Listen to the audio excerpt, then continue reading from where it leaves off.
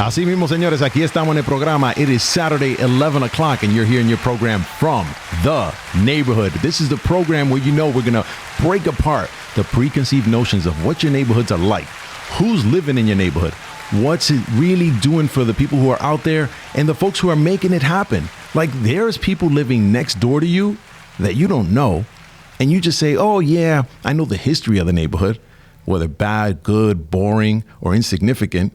Well, we're about to change that because the neighbors who are in your community are the ones who are making a difference. They're making a difference with the things they do for a living, the way they help others, the way they connect with their family, the fun that they have on their block. If you remember back in the days, the block parties, that's community. That's the neighborhood. And we want to talk to people who are from the neighborhood. And with that, folks, I want to invite you guys to get to know the person I have on the program today. This gentleman here comes from Brooklyn. So, I'm already really proud because I'm from Brooklyn myself. And close enough to me, actually, Greenpoint, Bushwick border. I'm not going to let it all out the bag, but this guy's been everywhere and he's got many more places to go. I'm super excited that he's on the program. And that's just a little tease because I want to get you on the program as well. If you got a great story, if you've got a neighbor and you want to nominate them and say, hey, you should get on the show because you are from the neighborhood and people need to know your story. Well, then reach out to me because it's real easy on anything you look for from the neighborhood. Instagram, Facebook, or whatever it is, reach out to me. It's super easy. I'm human just like you. We'll hear your story out. And if it's something that's super cool, let's get it be known. Let's change the stories that people perceive about these areas and who we are and let them know who we really are and what we're contributing to society. That's very important, folks. So muy importante que nosotros pongamos nuestra historia hacia enfrente.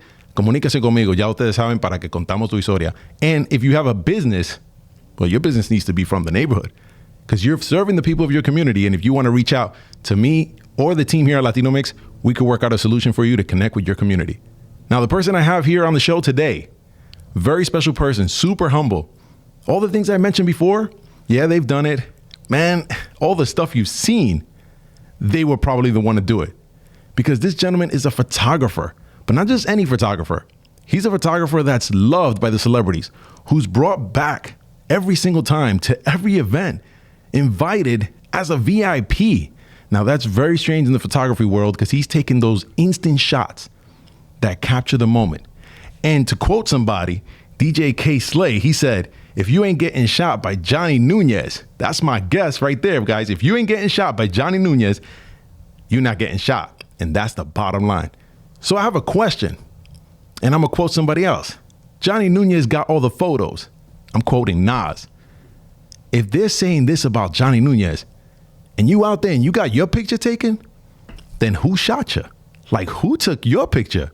Because Johnny Nunez has gotten all the pictures for the last 25 years of anything going on in the music world and beyond.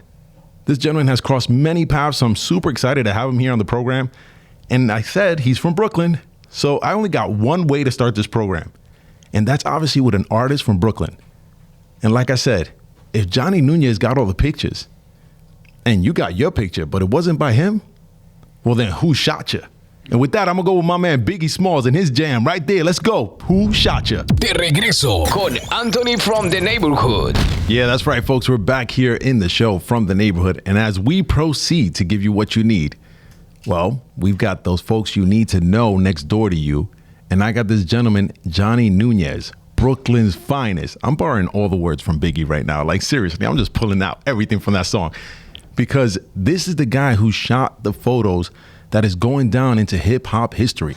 And as we celebrate so much of this amazing genre, we've got to commemorate the folks who are behind the lens, who are taking the pictures and documenting what it is. Because if you notice what goes on in history, if it ain't in the books, it's like it didn't exist.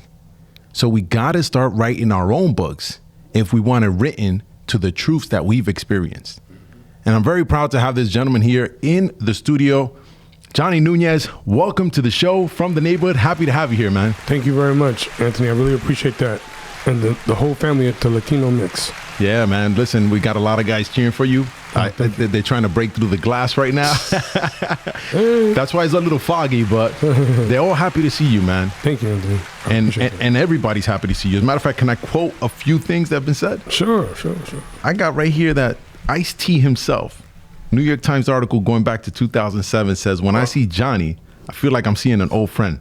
How do you do this with people where you make them feel like you're in their family? Yeah, you know, one of the things I believe before, and this could be applicable to all businesses, is to just try to not necessarily compliment people, but just in character. When you encounter someone, just try to be just as genuine as you can be. You know, whenever I meet artists, I'm always, you know, quick to say hello. I love your music. You know, I'm a big fan. If I really am, but if I'm not a fan, or if they're a new artist and you don't know anything about them, my mom used to say, if you ain't got nothing nice to say, don't say nothing at all. So I try my best to find ways to speak to people to uplift them. You know, so whether you're Jay-Z or Nas or Fat Joe, you know, or Raekwon or Ghostface Killer, when I first met them all, I was already a fan of theirs. So to meet them and photograph them, the next thing that I would, you know, tell young photographers is, even if they're not even known, shoot them like as if they are the next big star. That opportunity to do that with Drake and Rihanna, that opportunity to do that with Kanye and So John you've come Legend. into people's lives super early. Let's Before just say they that. before anybody knew, before they even got signed, you know, the showcases. Yeah. I always like to photograph the first acts, Yeah. the ones that get drinks thrown at them, the ones that get booed. The struggle is hard, man, and this might be an encouragement that they see a person, veteran, who's out there taking the time out to take the photos, because some people have even quoted that if you didn't get your picture taken by Johnny Nunez, it's like you didn't matter. If Johnny Nunez didn't take the photo, you weren't there. I've heard things like this being said, and I just kind of want to go back to a couple of things, which is, you know, you said your mother, and this is upbringing that comes from the home. Oh yeah, I love the fact that you mentioned your family. always. And I want to go back to your family. You got adopted into a family. Yeah. In Brooklyn, Puerto Rican family. Yes. Tell me about the life growing up there. I mean, first I learned Spanish before I learned English, and I got mutual ass whoopings just like my brothers and my sister. Nobody was, you know, differentiated. You know, I was raised to, you know, in a traditional Puerto Rican household, behave. You know, don't cause no problems, especially in the community that we were living in. My mom and dad, they were first generation immigrants from Puerto Rico, from Ponce and San Sebastian. So they wanted to make sure that all their children had the best education and the best opportunities to live in this country. So we were always behaving well, you know. Nobody was, none of my siblings ever got into any trouble. And so, you know, my family was everything to me. And you were like a blessing when you came to your home, right? Because your mom and your dad, you know, they adopted you, and they were like, first of all, they were ecstatic when they first saw you, when they first laid eyes on you, right? And then you came in and you were like this firecracker at home, right? You had this energy, you had this funk. It was like completely different from what they were used to in the household, because you had siblings, right? Yeah, my siblings, they were actually older. Charlie, Papo, Paul, Eduardo, Eddie, Maria, my sister. They already had 3 boys and 1 girl, but they were on their way out. The closest to me was my brother Eddie. He was the real baby. Yeah. When I came, I kind of like, you know, jacked the spot. But to this day, Eddie is my heart. You know, my brother Eddie, you know, everything I learned about being a young man growing up in Brooklyn, it's just passed down. Even the clothes were handed down. I was just about to say that same thing, man. Was your household like mine? Because everything was passed down. I can't tell you. It's like they made things to last, because the next kid would wear it and you would swear it was brand new, right? Yeah. The sneakers were passed down, everything, man. Oh, yeah.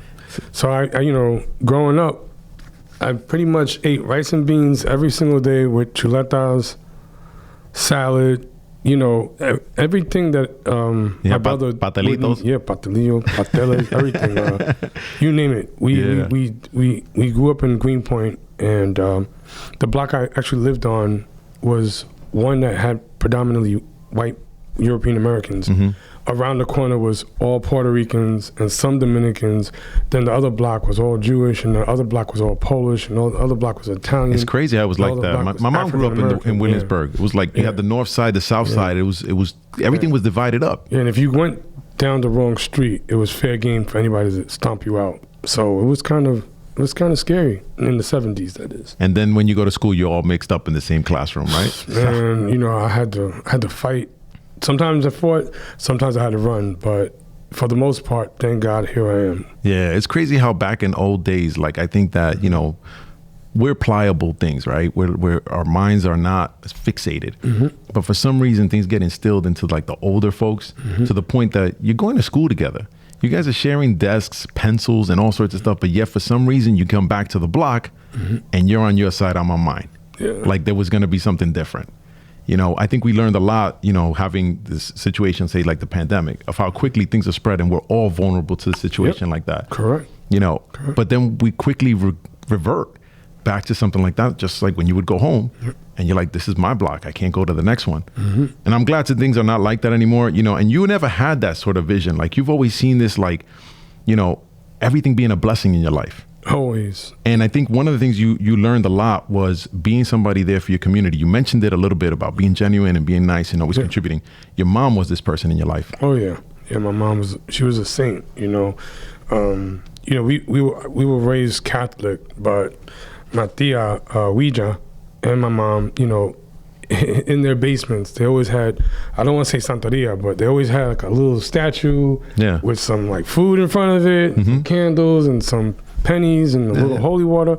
And I would always ask my mom or my aunts or my uncles, you know, what is that? And they're like, don't worry, Johnny, that's there to make sure Santuario, that's what they call it. Yeah. So, but, you know, they didn't want to expose the culture or Afro-Latino culture in America. So they kept that sort of hidden. To tell you the truth, it's in my house too. Yeah. You know, when you come in, the first thing you see is like, you know, the Virgin Mary, the Holy Family, and there's some holy water, and more times than none, the candle's already been replenished. You know what I mean? So we find that to be something very dear, you know, having respect for what has been laid out for us. Yeah, exactly. And the rules and the traditions.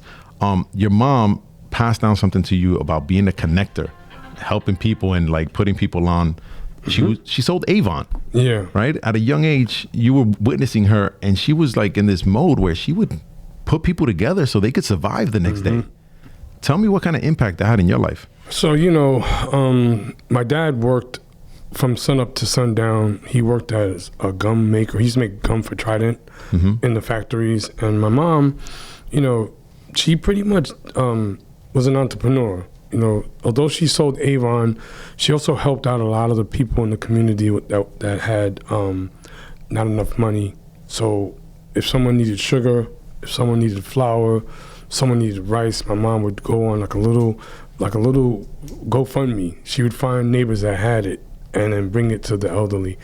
And we'd also always feed the homeless. And back then there were a lot of Holocaust survivors. And, you know, I used to touch the numbers on their wrists, and my mom would tell me, don't do that. You know what I'm saying? But I would always love to see, you know, what was this? And the Holocaust survivors would normally say, no, let him touch it, you know, because I didn't know what that meant. The numbers were tattooed in their wrists as they were children. Yeah. So for them to survive evil and make it to Brooklyn, I just felt like, you know, it was something important to feel, to know. And my mom was that type of giving person that would always help anyone that, regardless of color, regardless of where you're from, she would help me. I help them. So it's only right for me that I kind of like passed on that torch in my heart, you know? Yeah. And my dad was the same way too. I want to give a big shout out to your mom. I know she passed on you for a young age, right? I was 10 years old. 10 years old. So, but let me give a big round of applause for your mother because this is still in you. Oh yeah. And I witness it in much of what I read, which I think sometimes gets a bigger light or should get a bigger light than just your work. Because I don't want people to see you as just a photographer. You know, there's so many facets in which you've been involved, but one of the biggest things that you've had, and you mentioned it before, is giving, you know, a compliment, you know, a good gesture. I think that goes a long way because you've been this person for many ways, you know, for those who have less, you know, and I think that your mom's, you know, welcoming your household, the protection they had over you, the values they instilled in you continue to be a big contributor to your success. Oh yeah, no doubt, no doubt. You have current day, you have 2 children. Yes. Right? And you're teaching your son how to take pictures. Yeah. He's participating in some of the programs, which, by the way, you've been named ambassador to some of these programs by Michelle Obama. Yeah. Right? You've participated with your local church, donating constantly, even though you can't participate in the events, so others can participate in these events. Yeah. Visually impaired. Yeah. You know, you've provided them with whatever it is that you can, financially and just in your presence, because you even appreciate your gift of sight. Yeah, you know, to do what you do, right? Coming from that point, one part of your life I kind of want to stress out on is you were in Brooklyn, but you moved to Long Island. Yeah, Brentwood. Your mom had passed away, and there was this kind of feeling of maybe I don't belong here. It's just your dad, but your dad fought on. He said, no, this kid's my kid. Yeah. Talk to me about that experience. You're 10, 12 years old. How did you feel? So, you know, like I said, I was adopted by Puerto Ricans. So I would never say there's good Puerto Ricans and bad Puerto Ricans, but in every race, whether you're Haitian or Colombian or Cuban, there's always going to be relatives that just, for whatever reason, they probably just don't like themselves. So they're bitter, you know? So immediately after my mom's passing, certain relatives told my dad to put me back in foster care. Thank God my dad didn't listen, and he you know, told them where they can go with their life. Yeah. And I stayed on, of course. So it was at around the age of 13, my dad finally made the move from Brooklyn to Brentwood.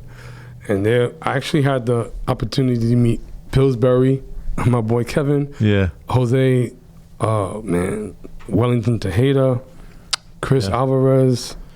There's so many. You found yourself a community out here. Oh, an amazing community. And I wound up, my second home became the home of my best friend, Wellington Tejeda. So since my mom had passed away, I didn't speak Spanish at all, nor did I ever want to ever speak again Spanish. So she told me, you know, in Spanish, en esta casa, you're going to learn how to speak Spanish again. So it wasn't the same. It was Dominican Spanish. Yeah. But sancocho, you know, whatever dish that's traditional, I had to eat, and I learned it. So I had 2 homes in Brentwood. I actually also had the Haitian home too. That comes later. Well, this is almost like, it almost doesn't even matter where you're born. It's like where you get accepted into. Yeah. Right? Yeah. Because, and tell me if I'm right or wrong, but biologically Trinidadian and Venezuelan? Venezuelan, yeah. So black from Venezuela and Trinidadian, whatever that, Trinidad, Chinese black. Okay. Well, so you've got this mixture, but you're in a Puerto Rican household. The Spanish dies in you, kind of, and then you reignited out here in Brentwood. So we touch a couple neighbors, Bushwick, Greenpoint. We're out here in Brentwood. You find a Spanish community. You start incorporating this into your life.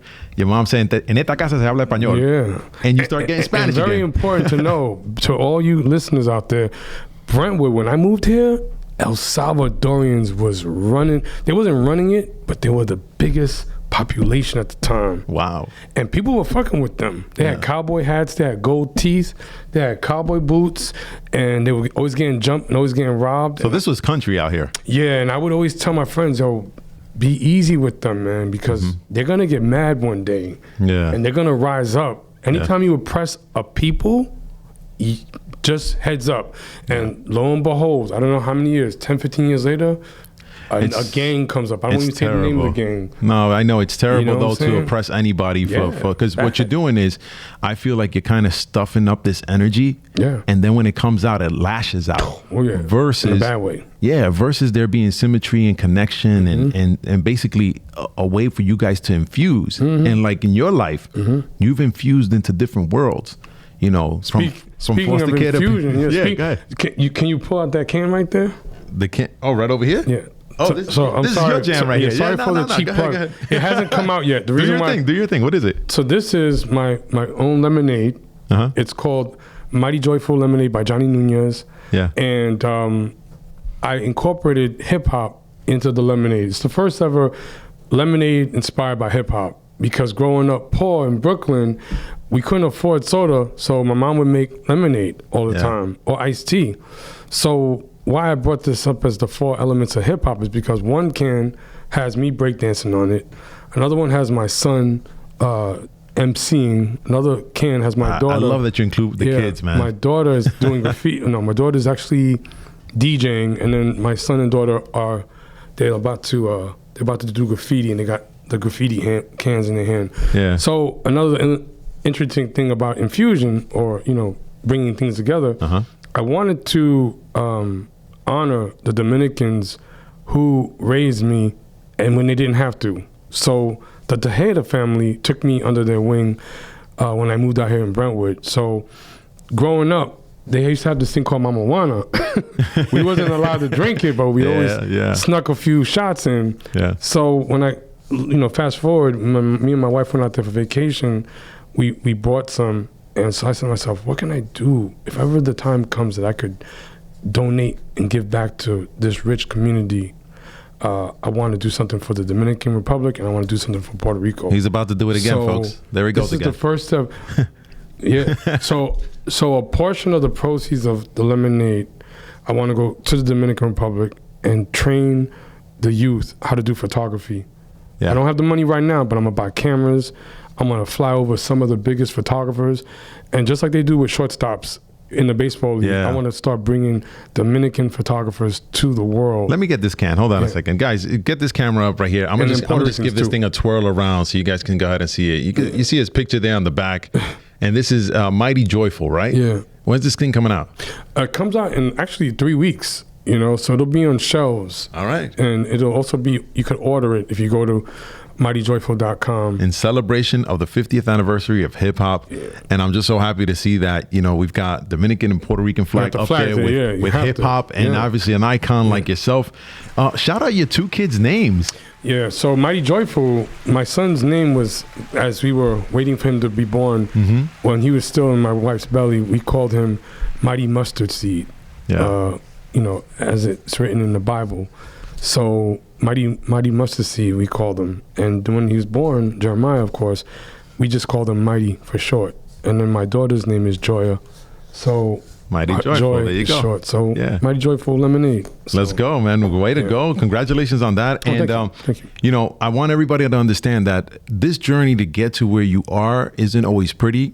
It's not always a straight path. You had and we're not going to go super deep into it because getting into the medical field at whatever level has its involvement, right? Like in higher education and so forth. But you had a fallout that occurred. It's a blessing, though. Which became a blessing, right? You actually, the fallout was so tough that, it forced you to live in the car for some time. Yeah. We're going back to the mid-90s. Yeah. And I want people to understand not to give up because you had a time where literally there were crossroads put in front of you. Oh, yeah. You could take one path, which I'm so happy you didn't take, or you could take the other. And you had anchors and influences which had you take a different path. Yeah. Please tell people why not to go the other path, no matter how desperate you are. Yeah, the path of least resistance, in life, I said this the other day in a speech, I found that the sweetest berries are surrounded by the thickest thorns. The sweetest berries are surrounded by the thickest thorns. And what that means basically is that in order to get to your ultimate goal, and this applies to everyone, you're going to go through some sharp, piercing pain. Yeah. But if you keep the course and stay focused on what you're trying to get to, right, you will arrive. For me, I had to go through a lot, but now that God redirected me and gave me the opportunity to put a camera in my hand, 26 years later, as you mentioned earlier, I was appointed by Michelle Obama and Barack Obama as an ambassador representing the United States of America. Dude, you got a proclamation from New York City just the other day, right? Yeah. So, this is where you at. If you would have gone the other path, you probably would have had, 6 feet under. I mean, or something would, or you would have been serving a sentence, right? Up, probably. Yeah, I want you guys to listen to this guy because he said something about the sweetest berries and the biggest thorns, and it's not something to take lightly because you could have went that path. You were already getting connected. People were already, they were laying out the corner office for you, and you said no. Yeah. And I want kids to hear that because there's no shortcuts to the things in life, and you don't know what God has for you. And your talent is not where somebody says it should be, but where God said so, and you just got to stay faithful. Amen. And you said it right, Anthony, because, it's easy. Everybody wants to be successful, I think, in life. Who doesn't want to be successful? Right. But we use money as a form of success, not realizing some of the most simplest things in life, like breathing air or being able to use the bathroom. These are blessings. Right now, shout out to my brother Tug, who just told me today just now that he's in a certain stage of fighting cancer.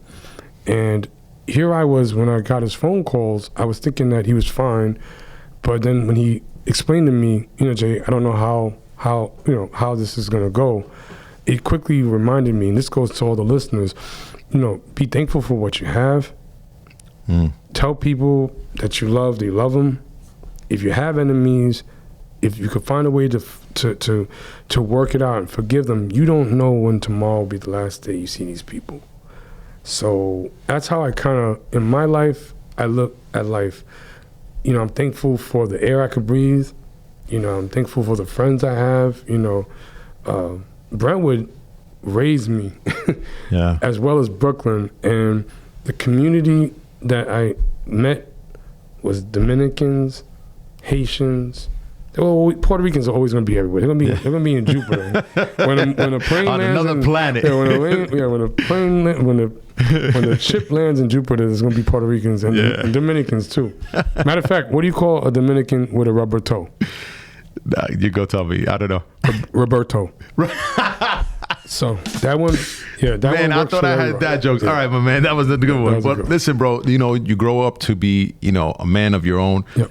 And, 2 places that start with a B raised you. You're a bad boy to the end. Yep. And I appreciate it. I want to jump to the chapter now where you start taking pictures because this is what people know you for. So I'm going to have to go to a quick break and we're going to get into some of these pictures. We're going to get into some of the people that you've been in touch with.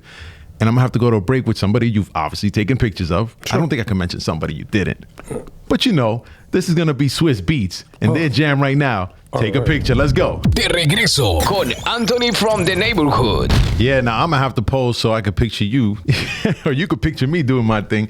Because Johnny Nunez is in the house and we're talking to the photographer. We're just getting into the stories of him taking pictures. And he's taking pictures of a lot of people. We got a lot of people here, and I'm just going to read off quite a few, but some of the bigger ones that you spent the most time with, Damon Dash, you spent a lot of time with him, Russel Simmons, Kimora, the whole Fat Farm family at that time. Shout out to Russel Simmons. Yep, you were with them for a while. Magic Johnson, Sean Diddy Combs, Mary J. Blige, Jennifer Lopez, Vivica Fox, Clive Davis, LeBron James, Drake, Jay-Z, Beyonce. Man, and I'm not even through half of the list. Lil Wayne, Michael Jackson. Michael Jordan, excuse me, not Michael Jackson. Yeah, you could. Janet Jackson. You could keep going on. Busta Rhymes, Fat Joe. Keep going. Terror Squad, what's up? 50 Cent. My God. The whole Wu-Tang family. Everybody. B-Nuts. Everything, right? Romeo Santos. Mobb Shout Deep. out to Johnny Marines, my brother. You did Mobb Deep, LL Cool J, Usher, Justin Bieber. Yeah. I mean, quite a number. It's a lot of people. And every single one of these people greet you with open arms. Yep. And you've gotten a crazy number on Getty Images. Yep. Guys, Getty Images is where everything goes that matters. And everything Johnny does matters. Thank you. We're talking is it over 320,000 at this point? Over 320,000. Yeah. Maybe more because digital for me started in 2023. So prior to 2023, I was shooting film. So every night, at any given day, I could have went to 3 to 5 events, 7 events in one day. Yes. So you figure 3 to 4 rolls an event from 96, 97 to 2003. I heard there's somewhere in some closet, there's like probably hard drives with 2 million photos. Oh yeah, there's a lot. Because you're picking the ones that, you know, you obviously do a very good job of picking those photos that give the right representation of the person and capture the emotion. You know, there's art to that. You know, it's not just capturing the picture. I loved it how you pointed out in one way that you said it's like an assassin. You come in, you stay in the dark. You know what I'm saying? You pop out, you get that picture. You even give them some direction. Like, can I get this person next to the other? You get the moment. And then that's the one that you put out there. You know, you don't put the embarrassing stuff out there. And I think people love you for that, right? Because, I mean, they've got a lot to risk while they're just trying to have a good time. And you come up and you always show them the respect. Well, that's part of for me, that's for me. Your fans, man. So that's one of my best friends. I'm so sorry. Dallas. Okay. Don't worry. Dallas worked with me for about 4 years, and this is Miss Dominican Republic right here, by the way. She's a phenomenal photographer, but now she's a producer of Latin content for all the major networks, from Univision. And she's shouting you out right now. Yeah, she just called me. He's like, but it's all good, though. I'm so sorry. Not to interrupt you. No, listen, man. And I just want to kind of put this out there because, you know, we were talking about before about blending of culture, the acceptance of culture, and you finding yourself a way to appreciate every culture and, you know, carry across that appreciation to people who, like I said, can feel very vulnerable at times. They just want to have a good time, right? But then as a photographer, you mastered that as well. You're blending into these environments where you don't seem to be like invading their space, you know, and on top of that, you also on post-production take the time and the energy to pick out the right photos. Talk to me about how does what you have inside you foundationally, your cornerstones of what it makes you, right, of who you are, has brought this up in the photos? Because it's 300,000 photos. Oh yeah, it's a lot. You know, I try to always put people in a good light, of course. I never want to compromise anybody's image. You know, a lot of times, I've mentioned this on other interviews, I'll get like a random block number and someone's like, I got photos of this person doing that with this person, or they're doing this together, and it's just pure. It's private, you know. It's not even my business. It's none of their business. But there are a lot of people, I don't even know if they're photographers, just people in general. When you're an artist, it's almost as if you have people that are really in your corner, and then there's people that are jealous, and they'll do whatever it takes to throw a monkey wrench in your projects. This is you as a photographer. Well, in the artist that I shoot. In the artist. You know, when artists have bodyguards, or managers, or agents, or attorneys, or road managers, they're actually there as a fence, because a lot of times the artists, you're an artist, you know, everybody in this room is an artist, and with artists, they're very sensitive. They're not sensitive because they're weak. They're sensitive because we want to be illuminated as truth. You know, in your music, you want the people that identify with your feelings and your emotions to see that you're coming from truth. And so when you have people that are not truthful, they find you attractive. They want to steal that truth. They want to take away from you. So I know that might sound confusing. No. You know what's attractive of you? What you just said right there? And this is very attractive of you and who you are. And I keep embracing this because this goes beyond the lenses and beyond the photography. Beyond your $11,000 Canon camera that's around your neck all day, right?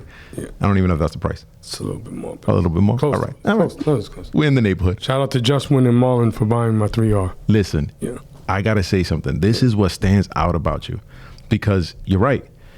I want people to recognize you don't just become an artist overnight. There's a song that goes like that, right? You know, Kanye, there you go. Twister. And people are vulnerable in these spaces, but they're working. They're working. They're meeting somebody. They've got to be in that limelight, because also as an artist, if you're not seen, how could you be an artist, right? How could you be in this light? So they depend on you guys to do the right thing. And these folks who are around them, they've got jobs because of this artist. So they're also defending what's their own livelihood.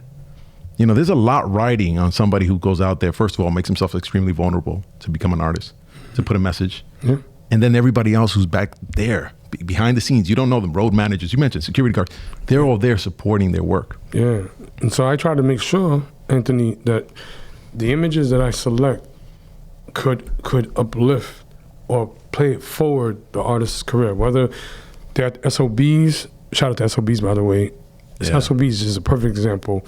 That's sort of like the building blocks of New York City talent. If you can make it in New York, you can make it anywhere. But if you're an artist, I don't care if you're Little Baby, Da Baby, Kanye, Swiss Beatz, Pharrell, Neptunes, they all had to come through small venues that are popular like SOBs.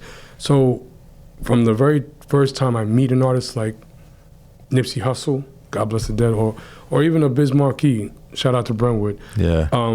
All these individuals, I try to make sure that how can I be a cheerleader for their career?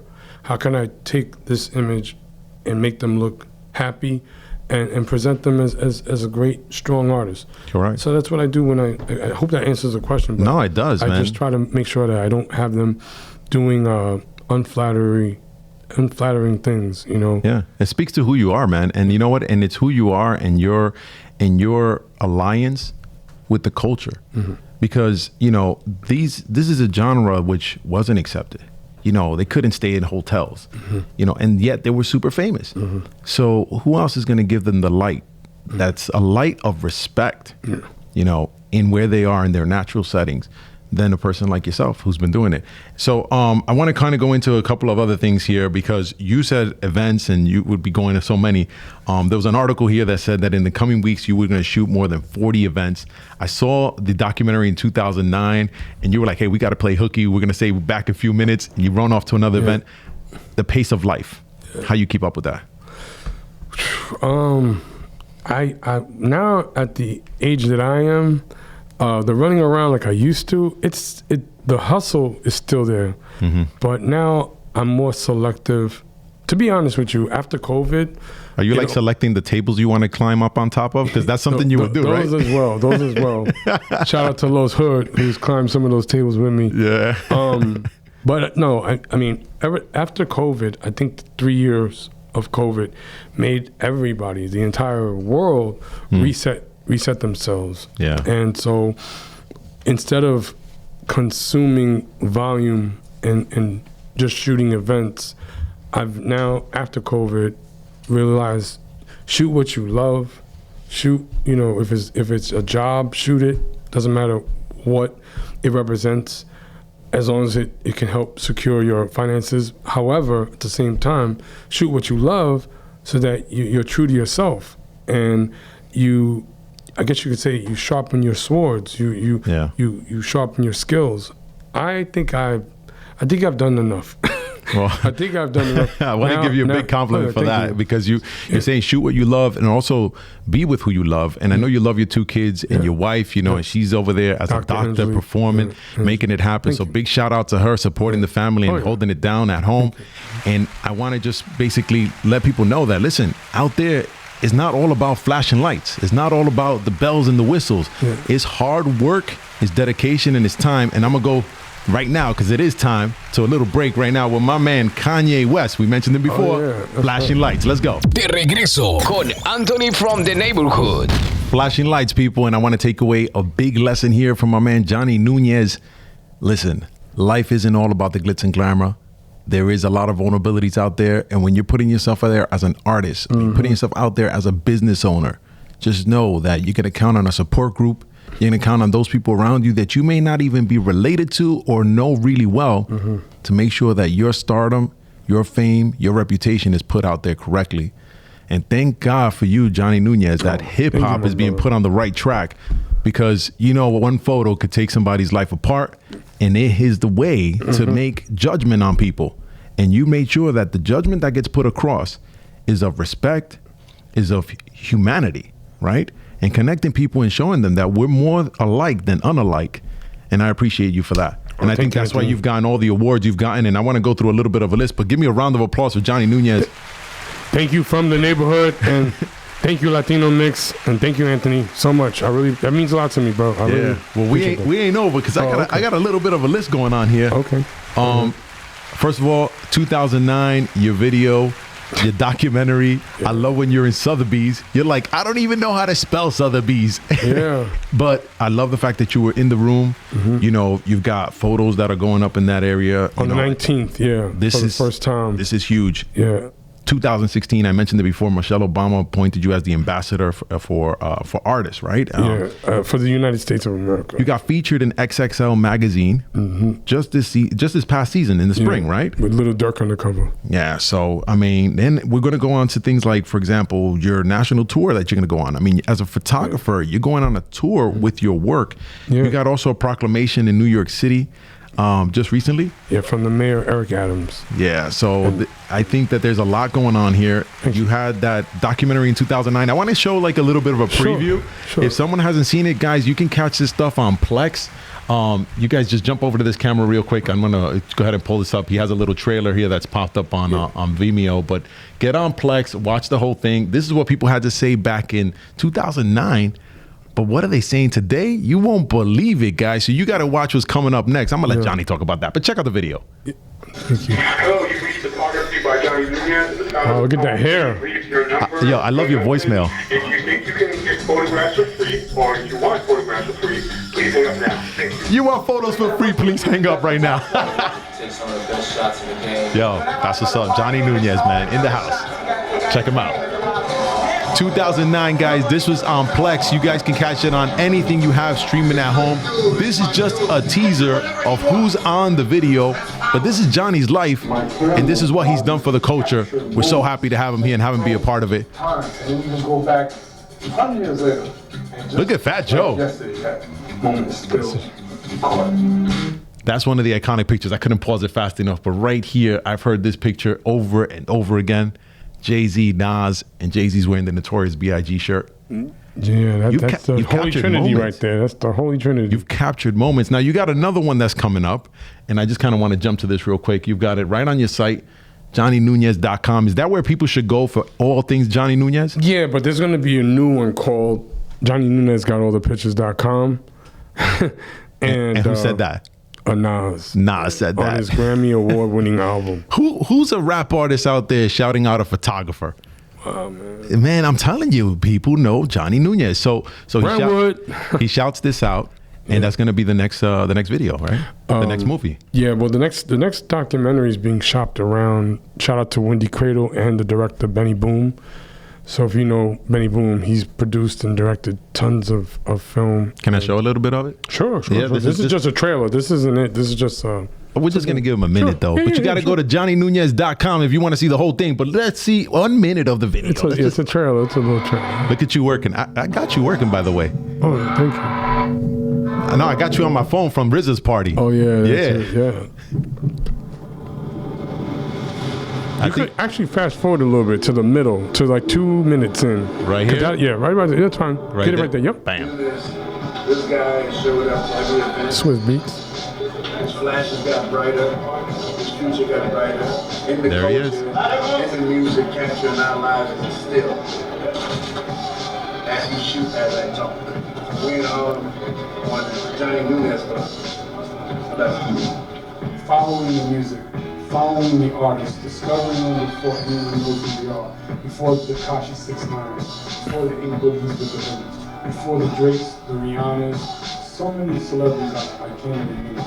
Being the person to follow her. Humble beginnings, right? That's what we're talking about. To Jay-Z, being the person to follow to Kanye, Yeah. being the person to follow to Big Sean, being the person to follow John Legend, Kendrick Lamar, Wow. and Beyonce. All right, stop the whole laundry list, man. It's a huge list, but you got to go to johnnynunez.com. You want to check thank this you. guy's work out. I want to shout out everything you're doing.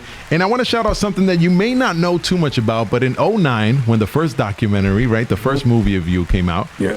you were on a video game. Yeah. There was a video game. This guy's a fighting character. Def Jam icon. What was the deal? Ludacris is like, yo, I'll go take care of that guy. Like, Yeah. That You a game was villain? sort of Kevin Lyle's founder with Leo Cohen's of 300 called me, and he paid me very well. And I shout out to Kevin Lyle's and 300 to be part of Def Jam Icon Part 2, which was the post or the game after Def Jam icon #1.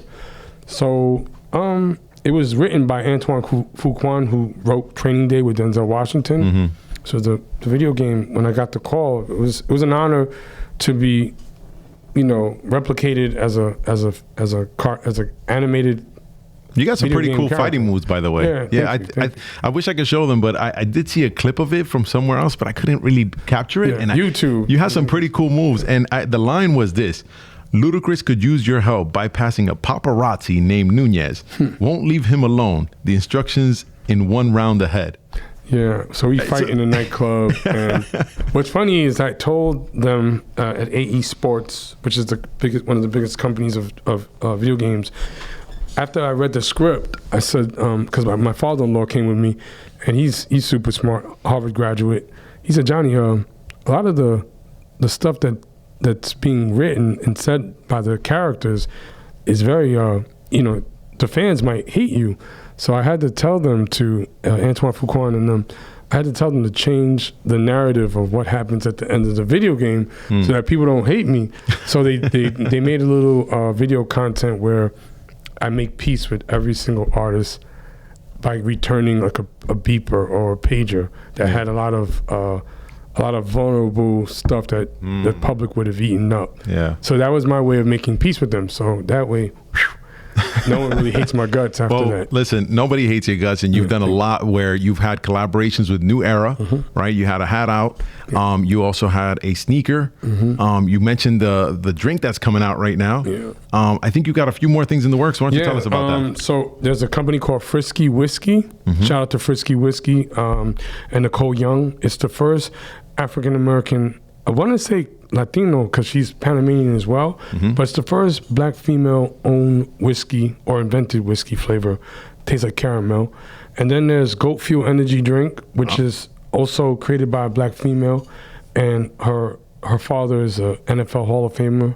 Jaquia and Trevion invented Goat Fuel Energy Drink, and Jerry Rice is also a partner, the NFL Hall of Famer himself. Wow. In addition to that, there's a company called Bizio. I'm wearing a shirt. Oh, there you go. Nice plug. This is the future, y'all. Yeah. Check it out. Tell us Bizio. about it. It's a platform where you basically, remember how Fubu was For Us, By Us? Yeah. Around the same time Willie Esco came out with Esco? Right. This platform is for us, by us. That's the best way to describe it. So you can now do business around the world. It doesn't matter, what communities you're trying to attract, but just know this is for us, by us. That's the best way to describe it. You're a person who's never seen it as competition. You've always seen it as collaboration. There's a lot we can take away from this. I want to mention something that whenever you've been faced with a confrontation, you did it as a gentleman. Even when you had an issue with a person who was lending you or renting you a photography studio, and I won't go into details. I don't like giving fame to negative, but you still carried it very well. And even as a photographer with a competition, when you're shoulder to shoulder and, people are knocking each other out for that prize photo, you still show the camaraderie, you still show the respect. And I think that's why brands have been attracted to you time and time again to say, like, this is a good guy I want to line myself up with. Yeah, thanks, Anthony. So I think there's a lot of big things coming for you.